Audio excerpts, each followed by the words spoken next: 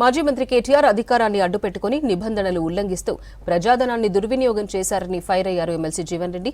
Formula race కేసులో డబ్బులు ఎక్కడికి వెళ్లాయో తేల్చేందుకే సర్కార్ ఏసీబీ విచారణ చేయిస్తుందన్నారు. 10 ఏళ్లు మంత్రిగా పనిచేసిన వ్యక్తి లొట్టపీసు కేసు అని మాట్లాడొచ్చా అని ప్రశ్నించారు. చదువుకున్న వ్యక్తి మాట్లాడే మాటలేనా అని నిలదీశారు. ఇదేనా కేటీఆర్కు తన తండ్రి కేసీఆర్ నేర్పించిన సంస్కారమని ఫైర్ అయ్యారు. సీఎం హోదాను పదవిని గౌరవించడం నేర్చుకోవాలని, అసందర్భ ప్రేలాపనలు మానుకోవాలని హెచ్చరించారు జీవన్ రెడ్డి.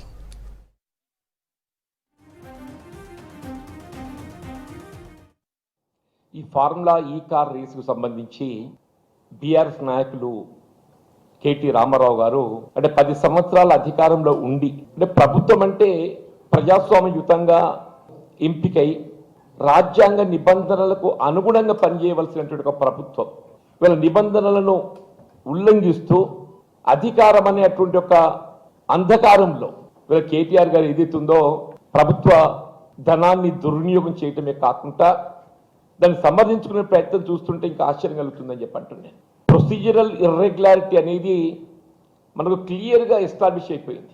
వీళ్ళ కేటీ రామారావు గారిపై ఏదైతే ఏసీబీ విచారణ చేయడం జరుగుతుందో ఇది ప్రభుత్వం ఏదైతుందో తనంత తానుగానే కాకుండా గవర్నర్ గారి అనుమతిని వీళ్ళు విచారణ చేయడం జరుగుతుందని చెప్పంటే there is a prima facie case.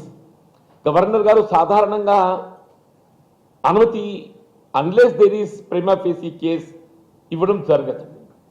ఇక్కడ ప్రభుత్వం ఏదైతుందో గవర్నర్ గారి ముందస్తు అనుమతి పొందటం, గవర్నర్ గారు కూడా న్యాయ కోవిధుల సలహాలు తీసుకొని వీళ్ళ ఈ కార్ రేసుకు సంబంధించి నిధుల దుర్వినియోగం, ప్రొసీజరల్ ఇర్రెగ్యులారిటీ, ఈ ఫారిన్ ఎక్స్చేంజ్ రెగ్యులేషన్ యాక్ట్ ఏదైతుందో ఉల్లంఘన, ఇవన్నీ కూడా మనకు కొట్టొచ్చినట్టు కనబడుతున్నాయి.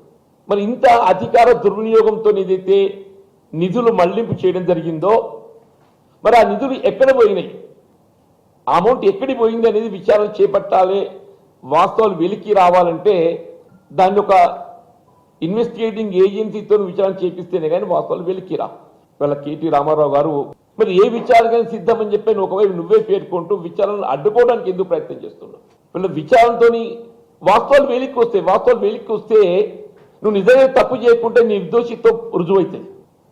మరి అవకాశాన్ని నువ్వు వినియోగించుకోకుండా విచారణ అడ్డుకునే ప్రయత్నం చేయటం అది నీ తప్పును ఎత్తి చూపడమే కాకుండా నీ దోషి నువ్వు ఏదైతే నిధుల దుర్వినియోగం అనేది మనకు ఎస్టాబ్లిష్ కనబడుతుంది. ఆ నిధుల దుర్వినియోగం అది ఎక్కడ మళ్ళీ అందులో నీ స్వప్రయోజనం ఏంటి? వీళ్ళ రామారావు గారు ఏదైతుందో సహనం కోల్పోవటం. నువ్వు 10 సంవత్సరాల మంత్రి చేసేడివి ఎంత ఓపికగా ఎంత సహనం కలిగి ఉండాలనే? లొట్టపీసు కేసు, లొట్టపీసు ముఖ్యమంత్రి, ఇదేనా నేను భాష సంస్కృతి? నువ్వు విదేశాల్లో విద్యను అభ్యసించాలని చెప్పానంటావు.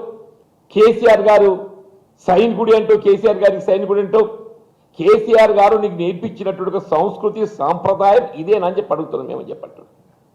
నిజంగా నేను ఏ తప్పు చేయాలని చెప్పి భావిస్తే ఈ ఇన్వెస్టిగేషన్ అడ్డుకునే ప్రయత్నం చేయడం సరైనది కాదు. కొద్దిగా భాష తీరు ప్రవర్తన మార్చుకొని చెప్పంటారు. ముఖ్యమంత్రి అనేది ఒక హోదా.